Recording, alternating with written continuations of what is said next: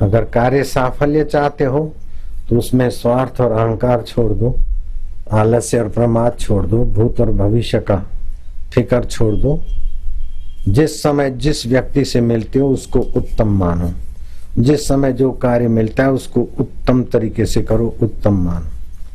जिस समय जो वस्तु है उसका उत्तम उपयोग करो। जो काम करते हो तत्परता से, जिससे मिलते हो वह सर्वोपरि श्रेष्ठ है उस समय। इससे आपकी योग्यताओं का निखार होगा। अपने सुख को, अपनी सफलता को भविष्य पर, भूतकाल पर मत छोड़ो।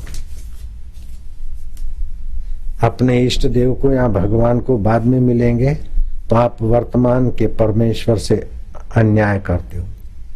भविष्य में सुखी होगा तो वर्तमान के सुख का गला घोंटते हो।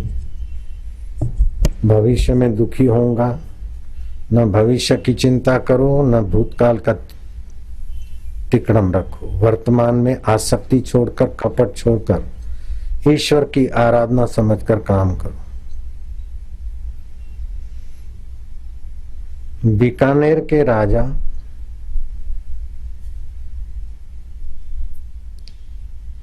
गंगा सिंह ने अपने मंत्री को कहा कि नारायण स्वामी बड़े उच्च कोटि के संत हैं, ये सुना है, मुझे उनका दर्शन करना है। बीकानेर गंगानगर तक की रेल की ट्रेन उन्होंने ही अपनी शुरू करवाई थी।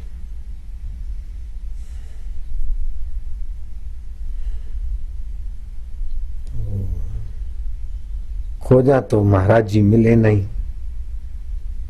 गाड़ी जाने को टाइम हो गया, गाड़ी में बैठे, गाड़ी चलने का आदेश दिया लेकिन गाड़ी चले ही नहीं। एक ड्राइवर आया, दूसरा, तीसरा, जोर मारकर देखा, सारे पुर्जे ठीक है, गाड़ी चलती क्यों नहीं है। आखिर गंगा सिंह ने प्रोग्राम कैंसिल कर दिया। दूसरे दिन महाराज जी आए हैं, ये खबर आई। महाराज ने कहा क्यों, गाड़ी नहीं चली ना, तुम मुझसे मिलना चाहते थे इसीलिए गाड़ी को मैंने आज्ञा दे दी, नहीं जाना। महाराज जी से बातचीत हुई। बात बात में नारायण स्वामी के चरणों में प्रणाम करते हुए बीकानेर नरेश गंगा सिंह ने कहा कि महाराज, मैं पूर्व जन्म में क्या था ये आप समर्थ है मुझे बता सकते हैं। बोले मैं खाली बात करके कह दूं तो हो सकता है तुम्हें शंका रहे। तुम पूर्व जन्म में कौन थे, कहाँ थे, चलो हम तुमको दिखाते हैं। तैयारी हुई, घोड़े सवारी आदि आई, दूर दूर जंगल में गए। कुछ दूरी पर खड़े रहकर कहा कि वो देख महाराज जी, तुम जाट थे, जाट, और महाराज जी के सेवक थे। तुम्हारे मन में राजाई ठाठ देखने भोगने की इच्छा थी, इसलिए तुम यहाँ बीकानेर के राजा हुए गंगा सिंह। और ये शरीर पूरा होने के बाद फिर इस बाबा के चरणों में आ जाओगे, अधूरी साधना फिर से शुरू करोगे। तो ये बाबा कितनी बड़ी उम्र के हैं, बोले 150 साल के हैं, अब ये रहेंगे और तुम्हारा ये भोगी शरीर ज्यादा नहीं जिएगा, उसके बाद फिर तुम अपनी कमाई करोगे।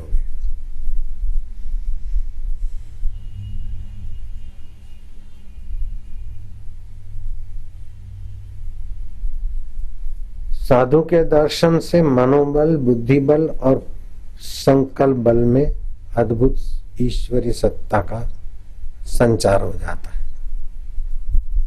और अपने ध्यान भजन में जल्दी सफलता लानी हो तो शरीर से ईमानदारी से श्रम करो, इंद्रियों को संयम रखो, विकारों के व्यवहार से अपने को बचाओ और मन में सद्भाव लाओ, सबका हित चाहो। आपका हृदय जल्दी पवित्र होगा, सुखी और सम्मानित जीवन की राह रोशन होने लगेगी। शरीर से सेवा, श्रम, अति श्रम नहीं और अति आराम नहीं, अति सुविधा भोगी नहीं बनना चाहिए। अपना व्यक्तिगत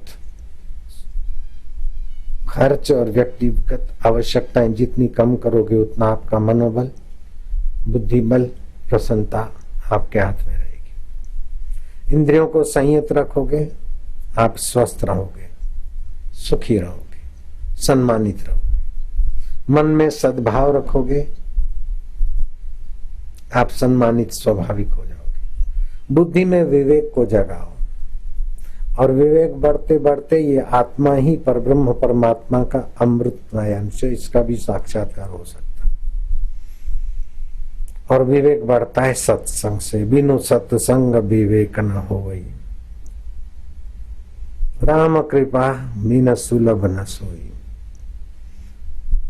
असत वस्तुओं का, असत अहंकार का, असत आवश्यकताओं का, सत की प्रीति, सत की समझ और सत की विश्रांति से असत का अहंकार, असत का आकर्षण, असत की आवश्यकता अपने चित्त में कम होती जाएगी।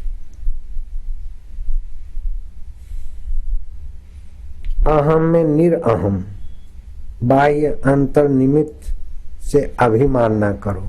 धन का अभिमान, दुख का अभिमान भी आपको दुखी करेगा। मैं दुखी हूं ये अभिमान भी दुख करेगा। मैं सुखी हूं ये अभिमान भी आपको कमजोर कर देगा। मैं तो भगवान का हूं, भगवान मेरे। मैं दुखी हूं ऐसा नहीं सोचना। दुख आता है जाता है, सुख आता है जाता है, मैं तो रहने वाला और मैं भगवान का हूं, भगवान मेरे। ओम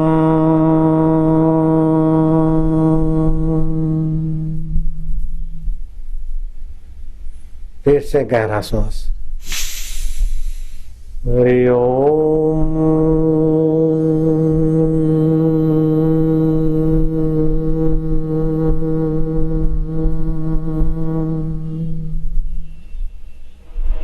होठ बंद करके इस प्रकार की साधना करो, ऐसे विचारों सहित इस प्रकार का उच्चारण करो, तो मन की चंचलता और वासनाओं का वेग शांत होने लगेगा। तुच्छ और महान जीव की पहचान क्या है? पशु के बच्चे को डंडे मारकर 6 महीने में जो बात सिखाई जाती है, मनुष्य का बच्चा वो 6 घड़ी में बात को आत्मसात कर लेता है। इसीलिए मनुष्य पशुओं से श्रेष्ठ है। और इसमें भी जितना ग्रहण पावर ज्यादा है उतना उच्च कोटि का ऑफिसर हो जाता है।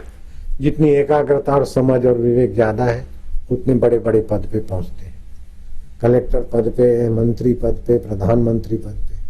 लेकिन उससे भी ऊंची समझ के महापुरुषों के चरणों में कलेक्टर और प्रधानमंत्री भी सिर नवा के अपना भाग्य बना लेते। विकास के बहुत सारे आयाम और दरवाजे खुले हैं। थोड़ी सी नौकरी मिल गई, थोड़ा सा प्रमोशन हो गया, बड़े खुश हो गए, हाँ ये वेरी हैप्पी। तो इससे आगे क्या भी तो यात्रा है। सितारों से जहां कुछ और भी है, इश्क के इम्तिहान कुछ और भी है। सुख सुविधा आमदनी हो गई, बड़े खुश हैं, दिन कब बीत जाएंगे। ये चीजें नहीं रहेगी तो आप पराधीन हो जाएंगे। इन चीजों के बिना भी आप परम सुखी रह सकते हैं। ये सुविधाओं का सुख है, लेकिन आपकी उपस्थिति मात्र से सुख चमचमाने लगे, वो आपका आत्म सुख भी जगाने का उद्देश्य बना रहे। बुद्धि में बुद्धिदाता का प्रकाश आ जाए। इसलिए ऐहिक सुख सुविधाएं, भोग विलास और वाहवाही छोड़ के राजे महाराजे महापुरुषों के चरणों में बैठते थे। राजा भरतरी ने गोरखनाथ की शरण ली और जब दिव्य अनुभूति हुई तो भरतरी लिखते हैं, जब स्वच्छ सत्संग कीनो तभी कछु कछु चीन्यो। जब शुद्ध सत्य का संग किया आत्मा का, कुछ कुछ जाना। क्या जाना? मूड जाने आपको। मैं बेवकूफ था, नर्तकियां नाचे, लोग वाहवाही करे तभी मैं सुखी हूं, ये मेरी बेवकूफी थी। मैं उनके बिना भी शांत सुखी रह सकता हूँ। गहरी नींद में कौन रहती? नर्तकियां, कौन रहती? ललना, कौन रहते? पदार्थ, और कौन रहती? सुविधा। गहरी नींद में बिना सुख सुविधाओं के कोई अंदर से सुख चमक रहा है, उस सुख को ज्ञान दशा में जागृत करो। गहरी नींद में अज्ञान रहता है, तमस रहता है, नासमझी रहती है, फिर भी थकान मिटती और थोड़ा सुखाभास होता है। उच्चारण करके चुप होते जाओ, परम सुख में विश्रांति पाने लगो।